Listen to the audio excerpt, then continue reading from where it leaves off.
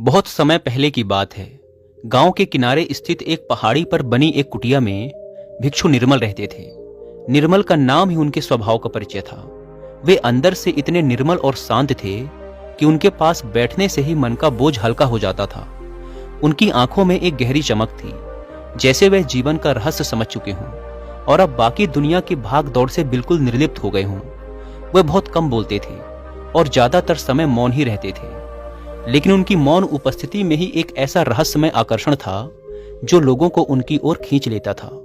जब लोग उनके पास अपनी समस्याएं लेकर आते तो वो उनकी समस्याओं को मौन होकर पूरे ध्यान से सुनते और शायद ही कभी कोई उत्तर देते, बस अंत में मुस्कुराकर अपना सिर हिला देते। लेकिन जब कोई बहुत जोर डालकर उनसे उत्तर की मांग करता तो वे सिर्फ एक ही बात कहते, जैसे जीवन में सांस चाहिए वैसे ही लक्ष्य चाहिए। कई लोगों को उनकी ये बात समझ नहीं आती थी, लेकिन लोग फिर भी उनके पास आते थे, क्योंकि उनकी उपस्थिति में कुछ ऐसा था कि हर बार लौटने के बाद लोग अपने भीतर एक शांति और समाधान महसूस करते थे। शायद कई बार सबसे गहरे उत्तर मौन में ही छिपे होते हैं। उसी गांव में अरुण नाम का एक युवक था। अरुण एक समय पर उत्साह से भरा हुआ और बड़े सपने देखने वाला लड़का था। उसने अपने जीवन में बड़े लक्ष्य तय किए थे। उसके जीवन की शुरुआत बहुत उम्मीदों और आकांक्षाओं से भरी हुई थी। उसने एक अच्छा भविष्य बनाने का सपना देखा था, एक अच्छा जीवन जीने की योजना बनाई थी और उसे अपने दोस्तों और परिवार वालों का पूरा साथ भी था। लेकिन जैसे जैसे समय बीता, अरुण के जीवन में चुनौतियां बढ़ती गई। पहला झटका उसे तब लगा जब उसने कई जगह काम की तलाश की, खुद को योग्य साबित करने की कोशिश की, लेकिन बार बार असफलता का मुंह देखना पड़ा। उसकी कड़ी मेहनत और प्रयासों के बावजूद उसे कहीं नौकरी नहीं मिल पाई। लोग उसे योग्य तो समझते थे, लेकिन कोई उसे मौका नहीं दे रहा था। धीरे धीरे उसका आत्मविश्वास डगमगाने लगा। वह खुद से सवाल करने लगा, क्या मैं वास्तव में योग्य नहीं हूँ? इस बीच उसकी व्यक्तिगत जिंदगी भी कठिनाइयों से घिर गई। एक समय था जब उसके दोस्त और परिवार वाले उसके साथ खड़े रहते थे, उसका सहारा बनते थे, लेकिन बार बार की असफलताओं ने उन्हें भी अरुण से दूर कर दिया। कुछ दोस्तों ने उससे दूरी बना ली, क्योंकि अब उसके पास दिखाने और बताने के लिए कोई सफलता की कहानी नहीं थी। परिवार भी धीरे धीरे उससे निराश होने लगा। उन्हें लगने लगा कि अरुण अब जीवन में कुछ नहीं कर पाएगा। वे उसके सामने तो कुछ नहीं कहते, लेकिन उनके चेहरे पर चिंता और निराशा साफ झलकने लगी थी। अरुण को महसूस हुआ कि अब उसका कोई नहीं है, ना दोस्त और ना परिवार। इन सारी मुश्किलों के बीच अरुण खुद को और ज्यादा अकेला महसूस करने लगा। उसकी उम्मीदें धीरे धीरे खत्म हो गई। वह हर रोज अपने जीवन से हार मानने लगा। उसके मन में एक ही सवाल गूंजता रहता, अब आगे क्या? क्या मैं जीवन में कभी सफल हो पाऊंगा? उसका मन इस कदर निराश हो गया कि उसे कोई रास्ता नजर नहीं आ रहा था। उसकी नजर में सारी चीजें बिखर चुकी थी। हर असफलता के बाद उसे लगता, शायद यह मेरी किस्मत में ही नहीं है, और यहीं से उसकी उम्मीदों का अंत हो गया। वह समझ नहीं पा रहा था कि कोई भी चीज उसके नियंत्रण में क्यों नहीं है। एक दिन जब उसके सारे रास्ते बंद हो चुके थे और उसे लगने लगा कि अब कोई भी उसे समझने वाला नहीं है, उसने गांव के कुछ लोगों से भिक्षु निर्मल की चर्चा सुनी। लोग कह रहे थे कि भिक्षु के पास जाकर उनकी परेशानियां हल हो जाती हैं। अरुण को लगा कि शायद उसकी समस्याओं का भी हल भिक्षु के पास हो। वह भिक्षु निर्मल के पास पहुंचा। कुटिया के सामने झुके हुए पेड़ के नीचे शांत मुद्रा में बैठे भिक्षु की आंखें आसमान में टिकी हुई थी, जैसे वह जीवन का कोई गहरा रहस्य देख रहे हों। अरुण ने हिम्मत करके अपनी सारी व्यथा भिक्षु के सामने रख दी कि कैसे वह नौकरी पाने में बार बार असफल हुआ, कैसे उसके दोस्त और परिवार वाले उससे दूर हो गए और कैसे अब उसे जीवन में कोई उम्मीद नजर नहीं आ रही थी। उसने भिक्षु से कहा, मैंने हर संभव कोशिश कर ली है, फिर भी असफल हो रहा हूं। अब मेरे पास कोई रास्ता नहीं बचा है। भिक्षु ने उसकी बात ध्यान से सुनी और बिना कुछ बोले मुस्कुराए। अरुण ने फिर कहा, गुरुदेव, क्या आप मुझे कुछ नहीं बताएंगे? मैं उत्तर चाहता हूं। भिक्षु ने उसकी ओर देखा, मुस्कुराए और बोले, जैसे जीवन में सांस चाहिए वैसे ही लक्ष्य चाहिए। अरुण को भिक्षु की बात समझ में नहीं आई। वह सोच में पड़ गया, सांस और लक्ष्य का क्या संबंध हो सकता है? उसने कहा, गुरुदेव, मैं कुछ समझा नहीं। भिक्षु ने धीमे स्वर में कहा, कल सुबह सूरज उगने से पहले नदी के किनारे मिलो। अरुण को यह जवाब समझ में नहीं आया, पर उसने सोचा कि शायद भिक्षु के पास अगली सुबह कोई उत्तर होगा। अगले दिन अरुण सुबह सुबह नदी के किनारे पहुंच गया। वहां भिक्षु निर्मल पहले से ही एक पत्थर पर बैठे हुए थे। उनके चेहरे पर वही शांत मुस्कान थी। उन्होंने बिना कुछ कहे नदी की ओर चलना शुरू कर दिया। अरुण ने भी कुछ नहीं पूछा और उनके पीछे पीछे चल पड़ा। दोनों धीरे धीरे नदी के गहरे पानी की ओर बढ़ते गए। जब पानी गले तक पहुंच गया तभी अचानक भिक्षु ने अरुण को कंधे से पकड़ा और उसे पानी में डुबो दिया।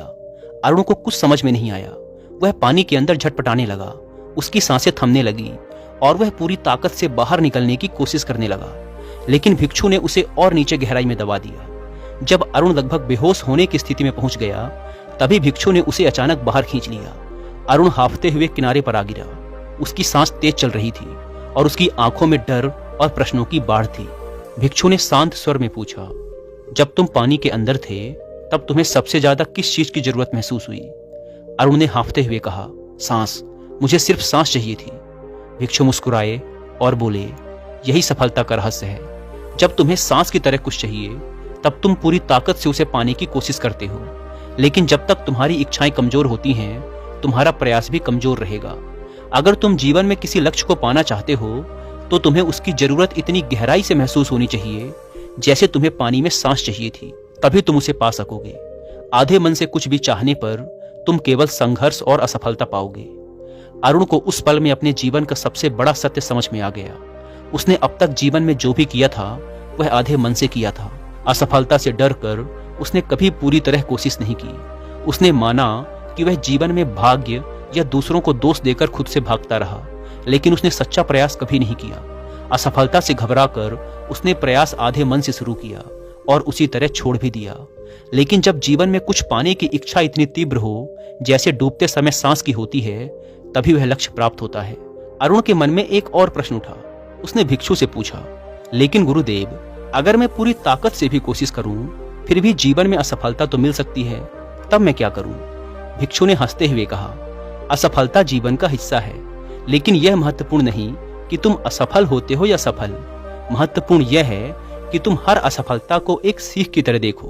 अगर तुम असफल होते हो तो उसे अपनी यात्रा का हिस्सा मानो, ना कि उसका अंत। जब तुम जीवन के हर पल को पूरी जागरूकता और समर्पण से जीते हो तब असफलता भी तुम्हारे लिए एक सबक बन जाती है, ना कि एक बाधा। भिक्षु के उपदेश ने अरुण को एक नई ऊर्जा दी। उसने ठान लिया कि वह अपने लक्ष्य के लिए उसी समर्पण के साथ प्रयास करेगा जैसे वह पानी से निकलने के लिए कर रहा था।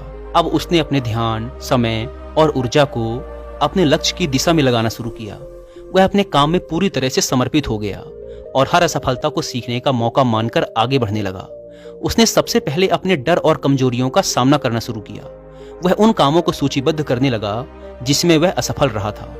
अरुण ने अपने सपनों की दिशा में अपना पहला कदम उठाया। उसने अपनी रुचियों और क्षमताओं को अच्छे से समझा, विचार किया और यह तय किया कि वह खेती में अपना करियर बनाएगा, जो उसके परिवार की परंपरा थी। उसने अपने गांव के बड़े किसानों से सीखा और उनकी तकनीकों को अपनाया। धीरे धीरे उसने खेती की नई विधियां सीखी और अपनी उपज को बेहतर करने की कोशिश की। इसके साथ ही उसने खुद पर नियंत्रण और अपने समय का प्रबंधन करना भी सीखा। वह सुबह जल्दी उठता और सूरज की पहली किरण के साथ खेत में काम करने जाता। उसने अपनी असफलताओं को एक नया नजरिया दिया। अब वह उन्हें सीखने के अवसर के रूप में देखने लगा और जब भी उसके जीवन में कोई कठिनाई आती वह भिक्षु की बातें याद करता और अपने लक्ष्य की ओर बढ़ जाता। कुछ वर्षों बाद अरुण की मेहनत रंग लाई। उसकी फसलें बेहतर होने लगी और उसे अच्छी आमदनी होने लगी। उस आमदनी से उसने खेती के लिए और जमीन खरीदी। धीरे धीरे वह अपने गांव में एक सफल किसान के रूप में पहचाना जाने लगा। उसने अपनी आर्थिक स्थिति को सुधारते हुए अपने परिवार की जरूरतों को भी पूरा किया। अरुण ने गांव के अन्य युवकों को भी अपनी सफलता की यात्रा में शामिल किया। उन्होंने एक समूह बनाया जो अलग अलग गांवों और राज्यों में जाकर खेती के नए तरीके सीखते और अपने अनुभव साझा करते और दूसरों को भी सिखाते। इस तरीके से उस गांव के सैकड़ों किसानों को फायदा हुआ और उनकी भी फसलें बेहतर हो गई। इसके बाद अरुण ने गांव में एक स्कूल खोला जिससे गरीब बच्चों को शिक्षा मिल सके। उसने अपने अनुभवों को साझा किया और बच्चों को बताया कि असफलता से डरने की बजाय उसे एक सबक समझना चाहिए। उसने यह भी सिखाया कि सच्ची सफलता मेहनत और धैर्य से आती है।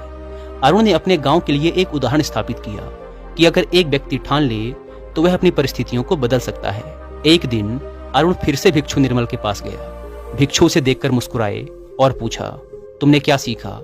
अरुण ने गर्व से कहा, मैंने सीखा कि अगर किसी चीज की आवश्यकता गहरी हो तो उसे पाने के लिए हर संभव प्रयास करना चाहिए। असफलता सिर्फ एक पड़ाव है, इसे पार करके ही हम अपने लक्ष्यों को पा सकते हैं। भिक्षु ने उसे आशीर्वाद दिया और कहा, तुमने अपने अनुभव से जो सीखा है वही सच्ची सफलता है। आगे बढ़ो और अपनी सफलता की कहानी बनाते रहो। इस प्रकार अरुण ने न केवल अपने जीवन को बदला बल्कि अपने गांव के लोगों के लिए भी प्रेरणा का स्रोत बन गया। उसकी कहानी इस बात का प्रमाण बन गई कि अगर हम सच्चे मन से मेहनत करें तो कोई भी लक्ष्य असंभव नहीं होता। इस यात्रा में अरुण ने यह समझ लिया था कि जीवन में केवल सफलता महत्वपूर्ण नहीं है, बल्कि उस सफलता को पाने के लिए जो प्रयास किए जाते हैं वे अधिक महत्वपूर्ण हैं। दोस्तों, इस कहानी की सीख यही है कि जीवन में जब तक हमारी इच्छाएं गहरी नहीं होती तब तक हम अधूरे प्रयास करते हैं। जब किसी चीज की जरूरत उतनी ही गहरी हो जितनी सांस की होती है, तब हम उसे पाने के लिए पूरी ताकत लगा देते हैं और सफलता प्राप्त करते हैं। उम्मीद है कि इस वीडियो से आपको बहुत कुछ सीखने को मिला होगा। वीडियो पसंद आई हो तो वीडियो को लाइक और चैनल को सब्सक्राइब भी कर सकते हैं। धन्यवाद।